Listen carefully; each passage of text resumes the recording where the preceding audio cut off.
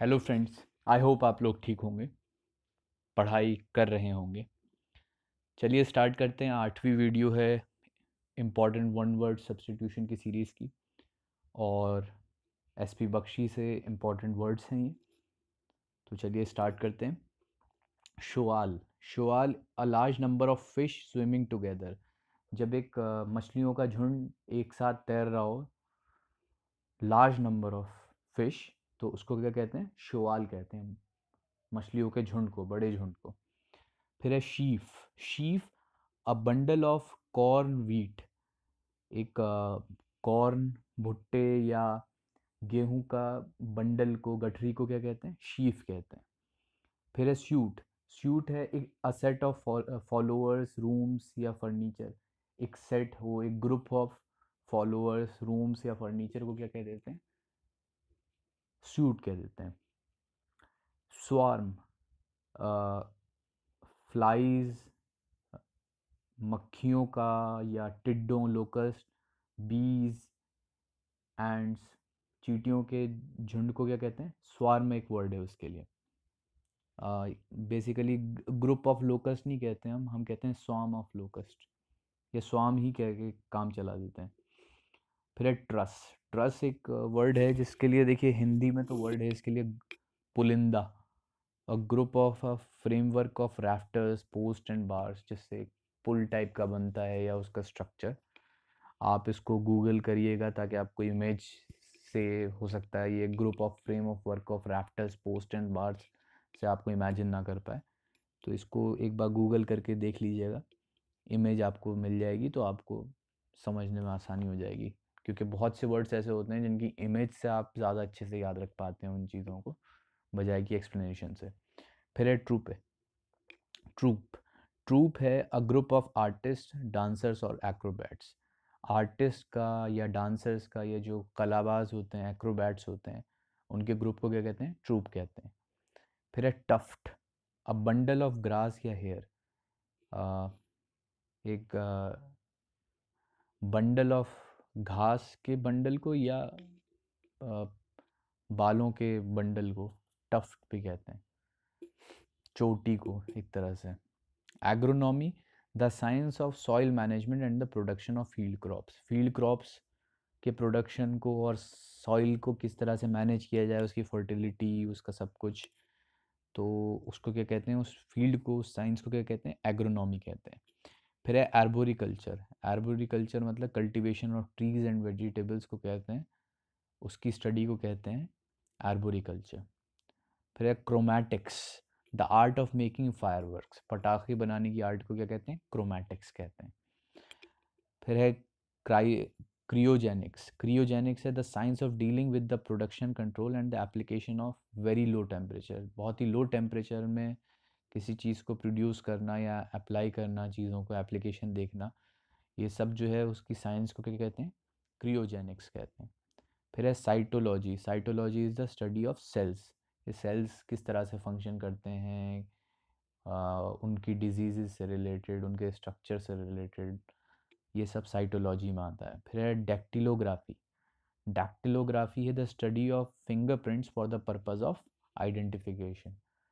Fingerprints की study करना कि किस तरीके से उनको, मतलब आइडेंटिफाई करने के लिए हम फिंगरप्रिंट्स का इस्तेमाल कर सकते हैं, उस पूरी स्टडी को क्या कहते हैं? डैक्टिलोग्राफी। फिर है dactylology, the technique of communication by science made with the fingers.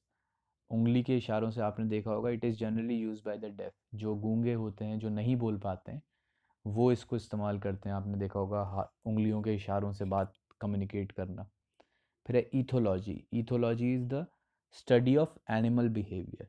The study of animal behaviour is called as ethology. के एनिमल किस तरीके से बिहेव करते हैं उसकी स्टडी करना। फिर है यूजेनिक्स। यूजेनिक्स है the study of production of better offspring by the careful selection of parents. Eugenix एक बेसिकली स्टडी की गई है, होती रहती है कि किस तरीके से अच्छी जीन के बच्चे हों, और वो कैसे होगा कि अगर हम पेरेंट्स अगर हेल्दी होंगे, पेरेंट्स अगर डिज़ायरेबल, उनके अंदर करेक्टरिस्टिक्स होगी।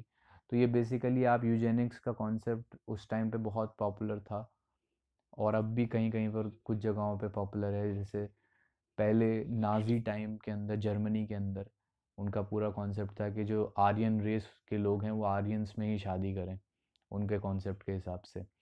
या आप आज के दौर में भी अब ख़ास तौर पे रिच लोग या वेस्ट के अंदर काफ़ी लोग ये फिर से स्टार्ट हो गई है न्यू यूजेनिक्स का कॉन्सेप्ट के डिज़ाइनर बेबी, मतलब आप अपनी पसंद से बच्चे में जो डिज़ायरेबल ट्रेड चाहते हैं, उसकी आँख कैसी हो, उसके बाल कैसे हों, वो सब कुछ आप जेनेटिक मॉडिफिकेशन के थ्रू और न्यू टेक्नोलॉजी की एडवांसमेंट के थ्रू पा पाएँ। तो यूजेनिक्स उस तरीके की स्टडी को कहते हैं, जो कि एथिकली मॉरली बहुत सी बार गलत भी है, लेकिन करते हैं लोग, अब चाहते हैं, तो गलत तो है अपनी जगह पे। फिर है ergonomy, the study of effect of environment on workers.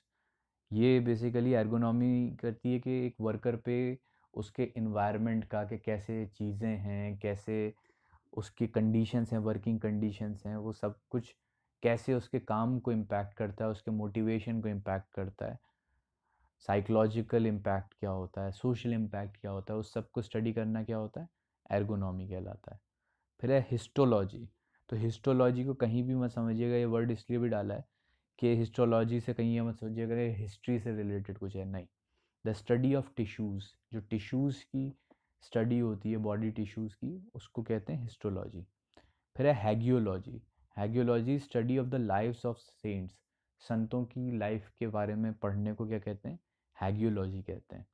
फिर है odontology. Odontology the scientific study of the teeth, scientific study जो दांत की जाए उसको क्या कहते हैं, ओडोंटोलॉजी कहते हैं।